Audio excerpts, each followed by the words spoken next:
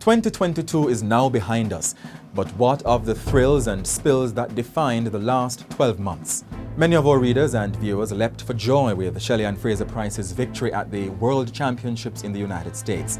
That was on one end of the spectrum, however. On the other, Me have been blowing a buckle, quad buckle, me hover, me push around. And they take me one daughter from me. absolute shock and horror as the nation mourned the murder of a mother and her 4 children in Clarendon. Hello, I'm Jovan Johnson and welcome to the Gleaner Online's Year in Review for 2022, the year that was.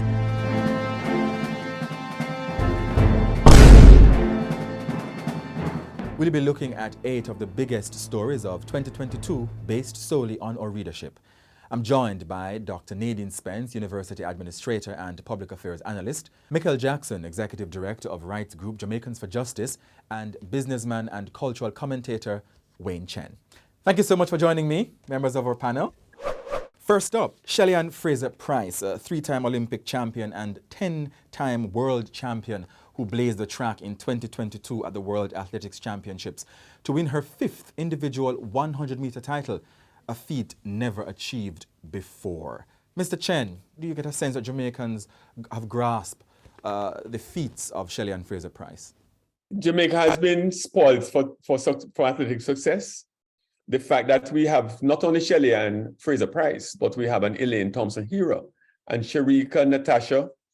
We have an overabundance of talent that an island of fewer than 3 million people could really put their minds around. The fact that we have a Shelly-Ann Fraser Pryce who in the second half of her 30s is in the best form of her life, running up against somebody who was a repeat double Olympian.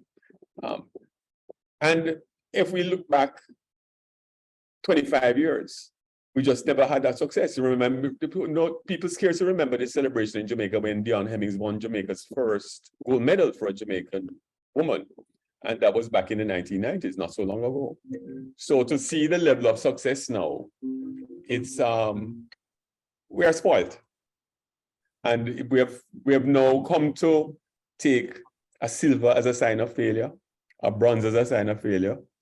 No, we need to take stock.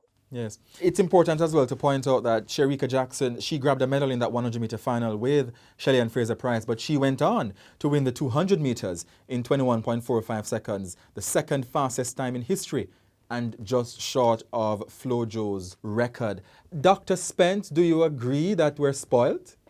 We are. I was looking at an interview over this weekend with Elaine and Asafa, where they were talking about themselves, how they feel walking on the streets in Jamaica sometimes, and just how people take them for granted. And I think we are.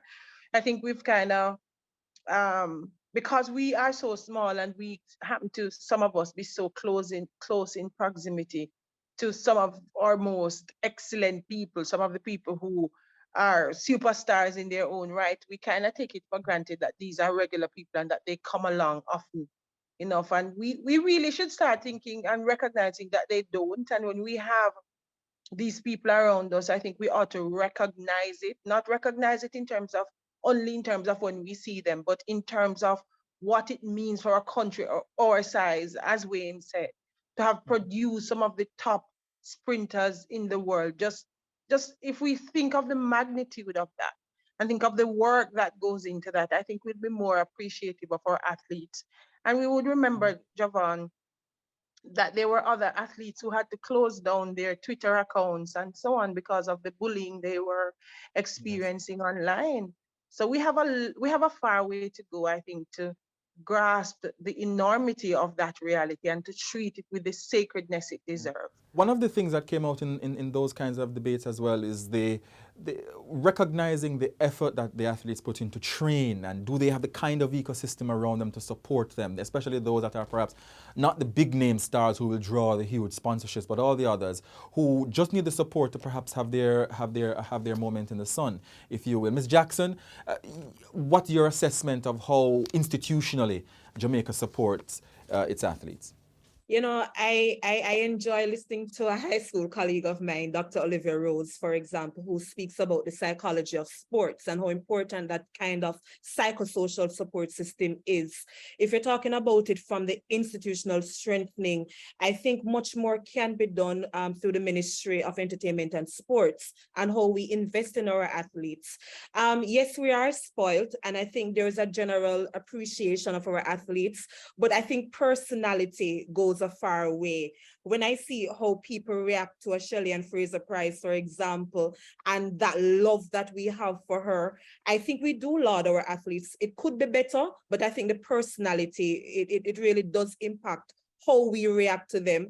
I recall, for example, on Twitter, how united we were with that US athlete when we were throwing our shade about the Jamaican-ness and how well we're doing. But for me, when I look at sports, it's how much it unites us as a country. And I think it's something certainly that we need to really invest a little bit more in. Next, we have protests and public sector compensation.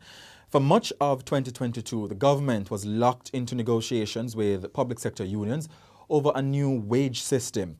It was not always smooth, as workers at the National Water Commission and the National Housing Trust, for example, and air traffic controllers took different forms of industrial action. The Finance Minister, Dr. Nigel Clark, said the existing system needed overhauling to improve efficiency. And he's pointed out, which is noteworthy, that among the weaknesses in the current system was a public sector system with 345 salary scales. And he said, and the government said, okay, something has to give. And under the new system, approximately 110,000 employees would fit into 16 categories. There's also a 20% increase on the salary, the compensation of workers over 3 years. Dr. Spence, it came down to the wire for some workers this in 2022 for Christmas in getting their new salaries. Your thoughts on the implementation of the system? I think it needed to be better explained. I'm not sure if I would say the minister. I think the unions have failed in it. And I think they represented it in a way to suggest that they don't understand the benefits that will accrue to the workers. And I think that's a problem that I have with the unions. They're too short-term in their focus on what is on the pay scale now, because from what I understand of the package, and I too am looking forward to the transformation, given its impact, its likely impact on pensions and yes, retirement and so on. From what I understand is that it will be better for the employee, even if not in the immediate situation. And it ties in with so many other things that we've heard the minister mention in his budget debates. The whole matter of pensions and investments and the expansion of the retirement age. So it's not just something that is happening in one space. The rehaul of the public sector is fully being rolled out. I think I would have liked to see throughout the year a more fuller conversation so that people can understand the benefits to a society that is beginning to look at productivity differently and is beginning to look at efficiency differently and consequently compensation of public sector workers. The debate raised the issue of the distrust between employer and employee, because some workers even voiced the concern that they didn't trust the government and that the government was trying to hoodwink them, for example. Some have even used the different revisions later in the year to argue that their unions failed them because some signed early and then they had to have several meetings subsequent to signing to clarify and to iron out certain issues. But how does the government try to address what is a distrust? And I suppose that may support the lack of a proper conversation from Dr. Spence. Ms. Jackson. I want to put in context that the public sector compensation review, it started from as early as the 1990s. So this is something that has been on the table for some decades now. And when you have IMF loans and all of these things that would have touched on a lack of consensus over the years, you can appreciate, for example, why the NWC workers were certainly frustrated in the mix. I agree with Dr. Spence that one of the conversation was that the unions, they weren't as clear in their advocacy for their workers. I don't think there was an understanding of some of the things that they were putting forward. For example, even after signing, you hear people saying that I didn't understand what the minister had said. So I think there needed greater clarity, understanding, and I think the unions needed to have banded together, because I got the sense that people weren't necessarily happy, but when they recognized that other unions had signed, they just went with it. And my disappointment personally was up to 2 days before Christmas, you had couple workers private messaging me on Twitter to say that I haven't got paid. How can JFG assist? So I think greater clarity and conversation was needed, given that this is a decade-old process that has been going on. So I think that is where I stand with the whole thing. The allowances and so on, I think it needs greater clarity, how you look at the greater benefits of the government that it has to offer, vacation leave, paternity leave. And what I would say to the government, when you make a commitment, stick to it. We talk about the lack of trust. I see completely the other way around, because I also deal with Caribbean governments right across the region. I would say that Jamaica actually has a lot more trust than the vast majority of our peers. I won't call out any others, but having sat in similar meetings elsewhere, no, I'm not going to. we have to late. There's a very unheralded institution called the LAC, the Labor Advisory Council, which resides at the Ministry of Labor. It started when Portia Simpson Miller was the Minister of Labor. And it was a coming together of something that all of us in the tripartite sphere know as social dialogue. So even though Jamaica never had a formalized social dialogue contract in 2012, we have been engaging in a form of social dialogue for at least 30 years. So this would not have been possible without the quiet background discussions between labor and the government and the employers. Our readers and viewers were also struck by a bizarre incident that took place at Oberlin High School in rural St. Andrew during a devotional exercise on October 26.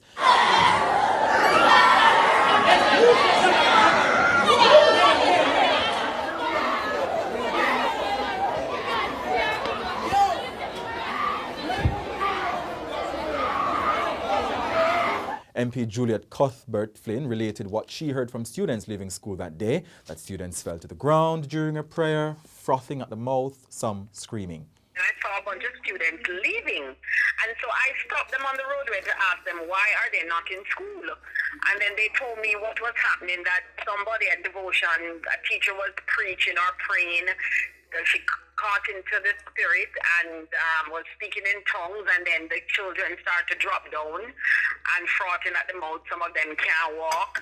And then I left what I was doing, went to the school, saw a few students on the ground. There were pastors praying for them and rubbing them with oil and praying for them, and some of the parents came and got their children. I actually have one of the child in my car as we speak. I'm taking her home. Education Minister Favour Williams later said protocols will be crafted to guide the conduct of devotions in public schools. Christian groups came out quickly after that, cautioning the ministry about tinkering, their word, with devotions. Ms. Jackson, what's the politics at play here? I think generally you're talking about religious freedom, but also how in control the Ministry of Education is of the schools that they oversee. Sometimes when I look at the conversation about devotion and grooming policies, quite frankly, I say that the principals act as if the schools are their little fiefdoms, that they can do whatever they want. And we do have a concern around that. I think there is that sense of inaction from the Ministry of Education where you disseminate some broad policies. And again, the schools opt to adhere or ignore at their will, and that is problematic for us. So religious freedom absolutely must be considered. But I think sometimes when we talk about religious freedom, it's at the expense of one main religious group over the others, where children are forced to sit and participate in things that we should be respecting, but I think it's how it's done. It's the concern of JFJ. I agree with Ms. Jackson. The way schools operate, it's almost as if a school is an entity unto itself. And I think what has happened over time is that a number of principals, school boards, and school administration have really infringed on the rights of a number of Jamaicans. I remember the good old days when principals used to cut children's hair or command different things from parents. It's high time now that the ministry steps in and regulate more carefully what happens in schools, particularly schools that are publicly funded. I think this historical relationship with the church, we need to start regulating that relationship, because the idea that schools are owned by churches is problematic. And we have to start severing those ties in a more meaningful way, so that we do not impose religious practices on people that do not adhere to particular religious practices. No, there's no doubt that the Christian lobby is perhaps the most powerful lobby in the country, and the influence is strong. And for me to even suggest that it's a negative thing will bring opprobrium down on me. But the fact is that Jamaica too is a country trying to do what very few developing countries, if any, have ever done, and putting Jamaica in a historical context. Jamaica is one of a very, very small handful of countries, developing countries, that have remained an unbroken democracy for 60 years. In fact, I could probably count that number on as 3 or 4 at the maximum. And religious freedom is something that we are guaranteed. Where successive governments have had a challenge, and I've sat on school boards since the 1980s, and we have seen the change in fashion. In 1980, when the education code then was promulgated, it was to curb the power of principals who had become autocrats, it was felt. And we've seen the pendulum go back and forth for the last 40 years at least, in terms of how much autonomy and power do you give to schools and their boards, and how much autonomy and power do you give to the ministry. It has tended to be a political hot potato because, as we say, the Christian lobby in Jamaica is very powerful. The majority of Jamaicans self-identify as Christians. Never mind what we might do in our daily lives, we like to think that we are good Christians. And governments tend to tread very carefully. Our overseas farm work program in Canada took some of the spotlight in 2022. A letter purportedly written by workers on Ontario farms emerged with allegations of poor working conditions, long hours, verbal abuse and intimidation, and poor living conditions, including rats eating the workers' food. That was in the letter purportedly from the farm workers. But Labour and Social Security Minister Carl Samuda said following his visit to 9 farms in Ontario earlier in August that he observed acceptable working conditions. That did not go down well with workers who lashed out that their complaints were being dismissed, forcing the minister to appoint a fact-finding team to further investigate the issue. We're awaiting those findings, Dr. Spence, or perhaps I should start with Mr. Chen, who's a member of the fact-finding team. Where's that report? Since the official report is not out, I can't comment on the facts. What to say, I think it's in the public domain who was on the fact-finding team, myself. Chaired by Helene Davis-White, yes. Helene Davis-White and I drove out, I think we covered about 500 kilometers. I was the driver and she rode shotgun. I can tell Jamaica that we solved every problem of the country in about 5 days. How many farms did you visit? I think our team visited maybe 14 or 15 farms. Other teams went, Danny Roberts and another team went to a different part of Ontario. A team went to Nova Scotia and a team went to British Columbia. Yes. So we stayed a week, other teams stayed 2 weeks. In all, don't quote me on a number, but I know this sample size, over 9,000 Jamaicans went on farm work in Canada last year. I know the sample size we're looking at is well over 400 respondents. So, I mean, Don Anderson and Carlstone would have been proud of us in terms of the size of the sample. Ms. Jackson, a lot of rights groups in Canada have complained about how the Canadian government, the federal Canadian government, has treated migrant workers broadly, because Jamaica is just one of the countries that's participating in the overseas farm work program, and they've lamented the conditions that that the workers face when they go to Canada, and to some extent the United States. What more can Jamaica do? Sans, of course, at the moment, this fact-finding report, do you think? The concept of race to the bottom is one that plagues globalization, because we operate in a global economy. Our citizens go to other countries to work, and I think as private companies try to make the best and the most profit, then they will participate in illegal and unethical actions. And I think this is what we saw. Our disappointment was that the government, if I recall correctly, denied the allegations when it was first brought to the public. They said it was not true to the best of their knowledge. And I think that was a shortcoming, wherein once the reports came public, there should have been that levels of seriousness, of trusting their workers that something is amiss. And, you know, it lends to the importance of human rights groups, as we saw in Canada, and the RGR network, I believe, who also did a deep dive into the issue for us to know what was happening, which resulted in us talking here today. So governments do have a responsibility for their citizens, even when they're not in the country. It's something that we are obliged to fulfill. And again, I would just urge the government to look at labor relations, look at our labor laws and what the implications are, even when our citizens go in other countries. And I think we also have to take stock with what is happening here locally. Far too often we hear of complaints, even in Jamaica, where persons are being paid in substandard conditions, below minimum wage, not being paid commensurate to what they're being asked to do. So even within the context of what is happening in Canada, I think we also have to take stock with what is happening locally with several industries that we saw complaints emerging during COVID and after. The visit of the now Prince of Wales, William, and his wife, Catherine. The celebration of Jamaica's Diamond Jubilee in August, 60 years of political independence, but with the British monarch still head of state.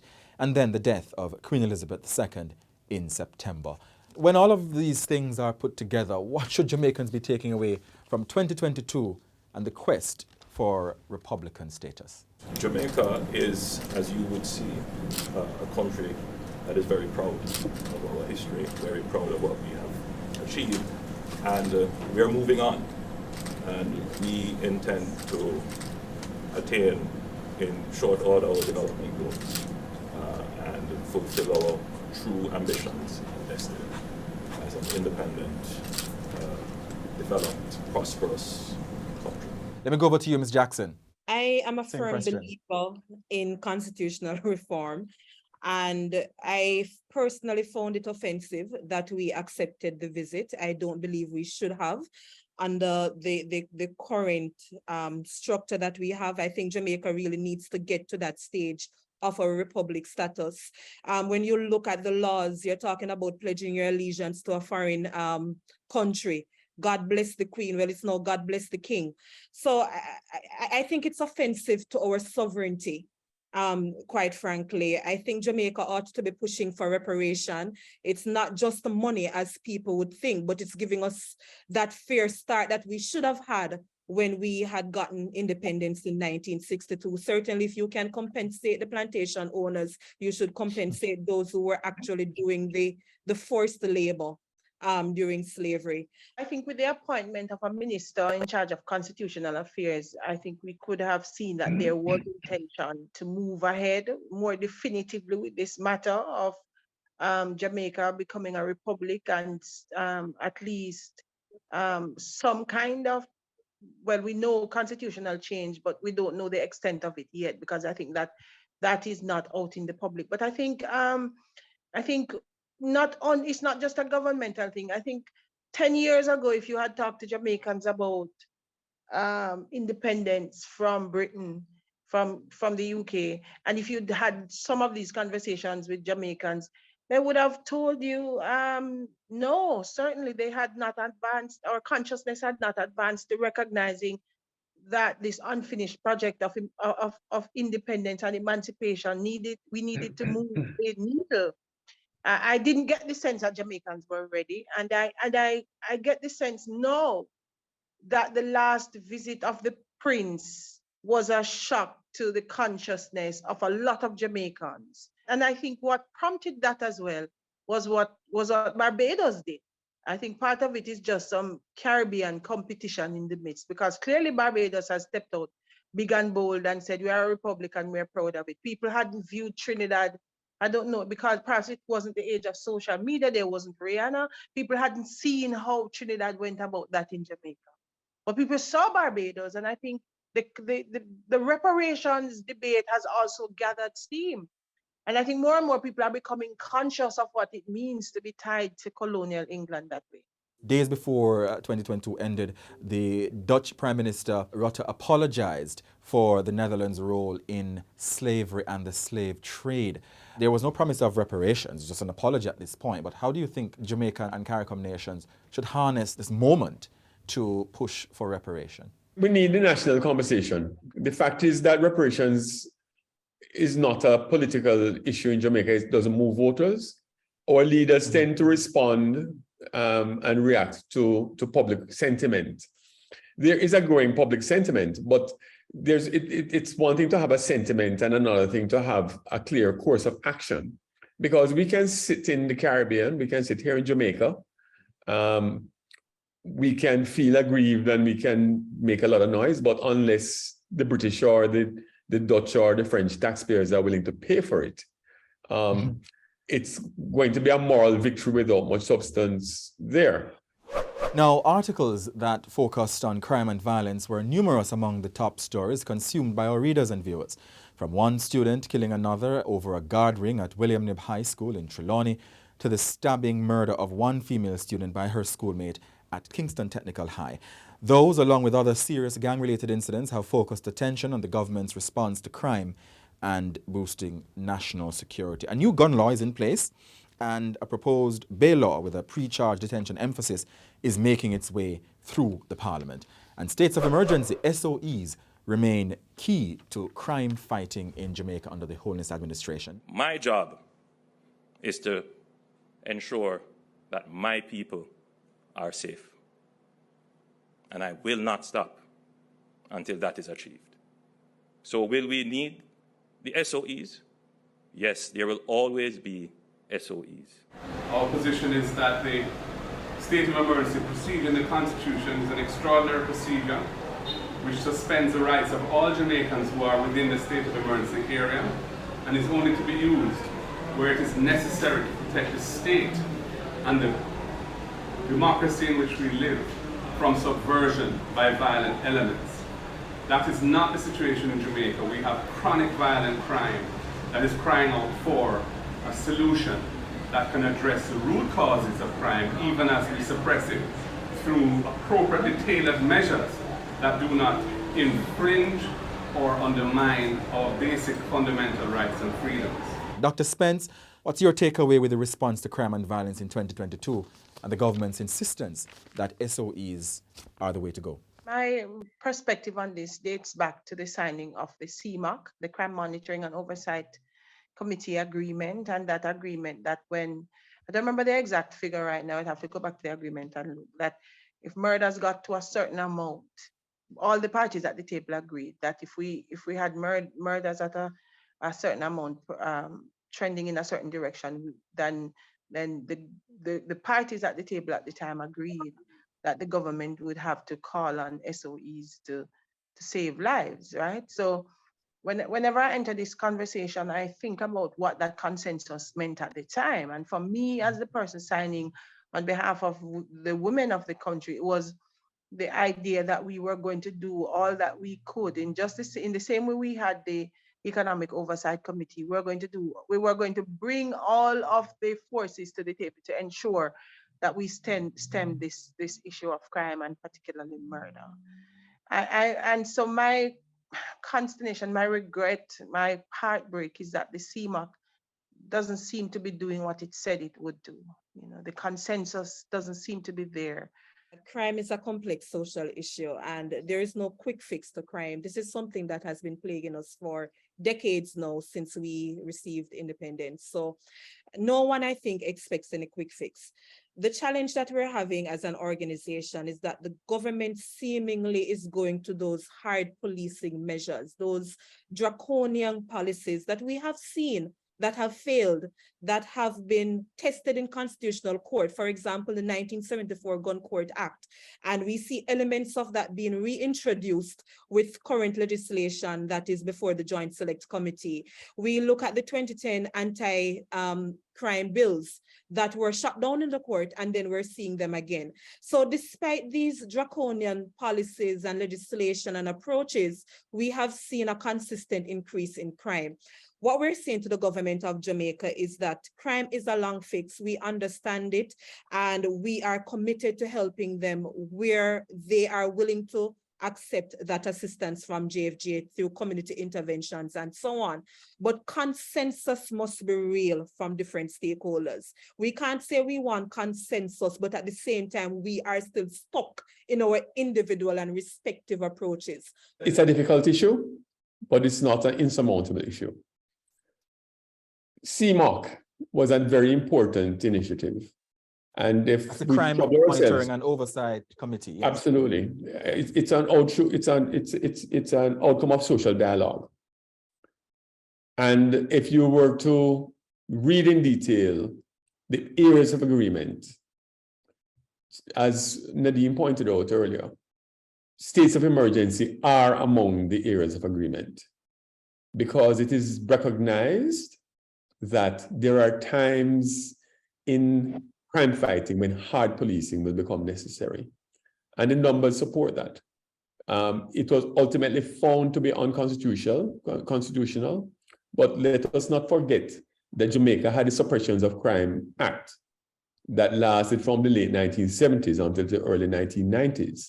And it is not coincidental. It's not quite true to say that violence keeps escalating. The murder rate in Jamaica, the homicide rate outside of the year 1980, which was an extraordinary year. But if you look from 1981 to 1991, the homicide rate was fairly stable at around 500 to 600 per year, way too high by any measure. But if we were to drop to 600 per year now, people would cheer and declare victory. A succession of 3 high-profile crime-related stories held national attention between June and October of 2022. First, Me have been blowing a buckle, quad buckle, fi have her, fi push her around. And they take me one daughter from me. the savage murder of a mother and her 4 children at their home in Cocoa Peace in Clarendon in June. The country could hardly speak of nothing else for weeks. 23-year-old Rashain Barnett later admitted to killing his cousins because he felt disrespected. He got 5 life sentences in October and will be eligible for parole after 61 years and 8 months in prison. Then in July,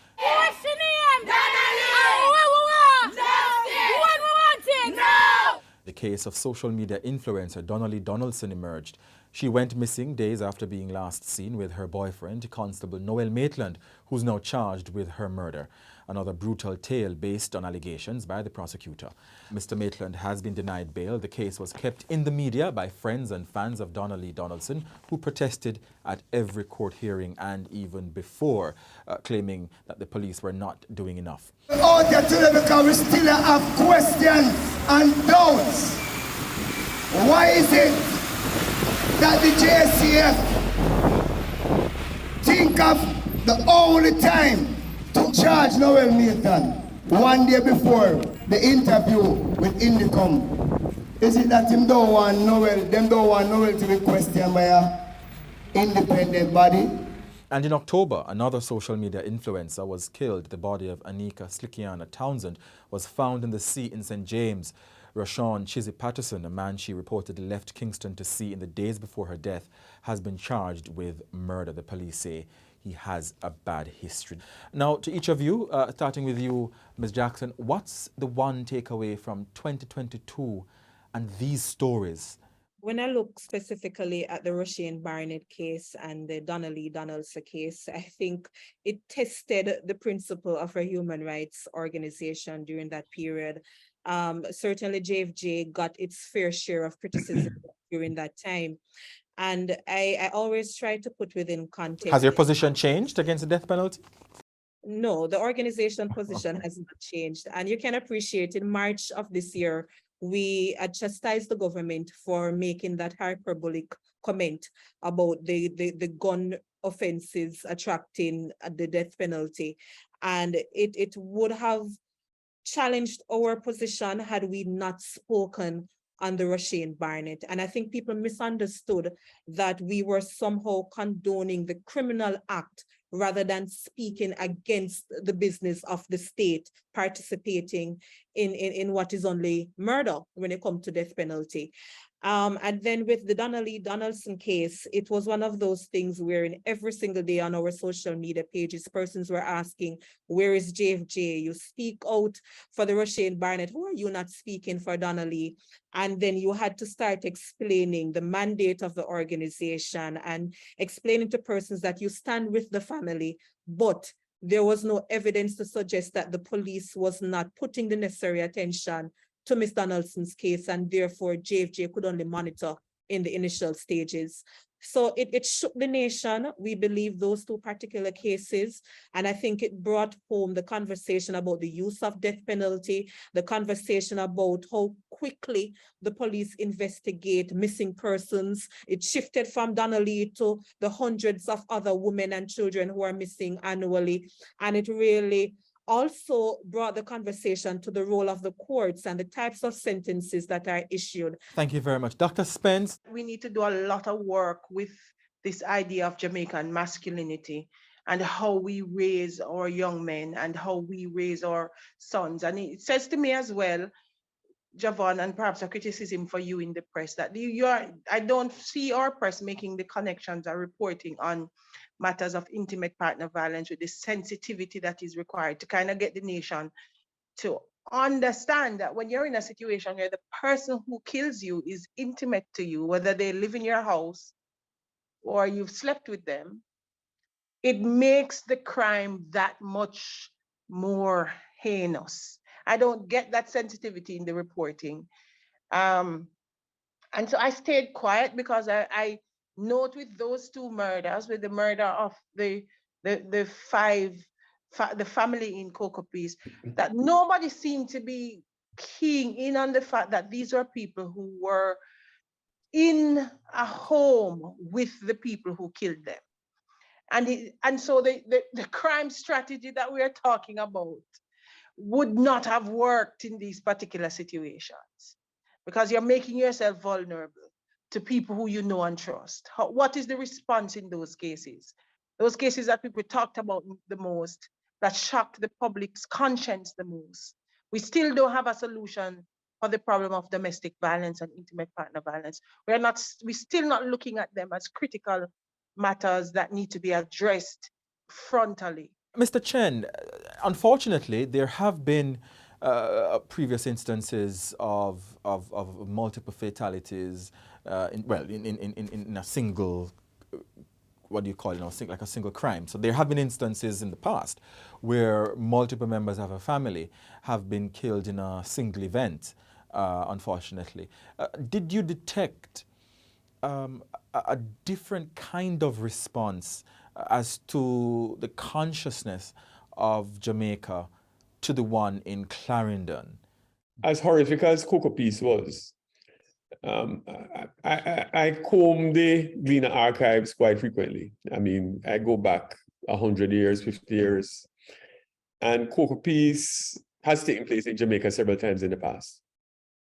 The kind of, maybe the numbers might change, but when I look at the pattern and the public outcry, it could have been a crime in St. Ann 50 years ago.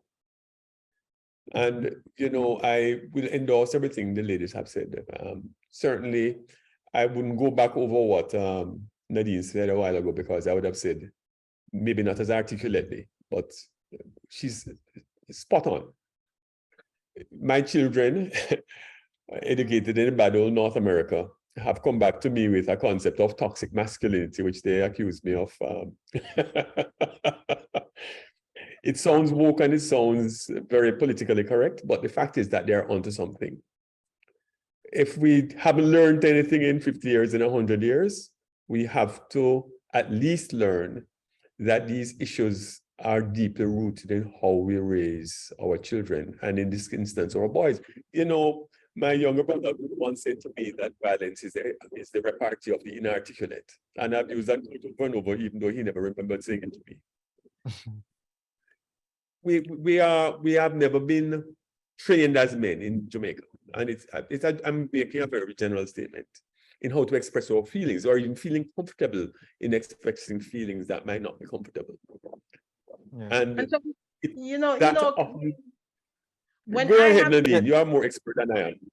no, when I have this conversation, people like to think that it's a men versus women conversation. Men are from birds, women are. It's not. It's a recognition. I am a woman who was raised a son and raised him a particular way. And Jovan, I have been around you. There's a particular kind of masculinity that fosters development. Let us put it like that.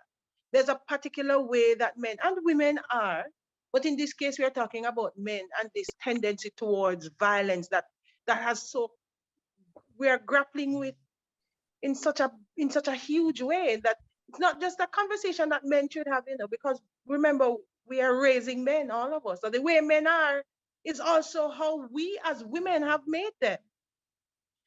As women and as men, as boys and as girls. But for those of us who are more culpable, the adults in our society, we need to sit down and talk about what kind of men are we raising? That's it for our 2022 Year in Review, the year that was for the Gleaner Online. Special thanks to our panelists, Dr. Nadeen Spence, University Administrator and Public Affairs Analyst, Michael Jackson, Executive Director of rights group Jamaicans for Justice, and businessman and cultural commentator Wayne Chen. Special thanks as well to our producers Latanya Janelle Hall and Raymond Simpson. I'm Jovan Johnson. Bye for now.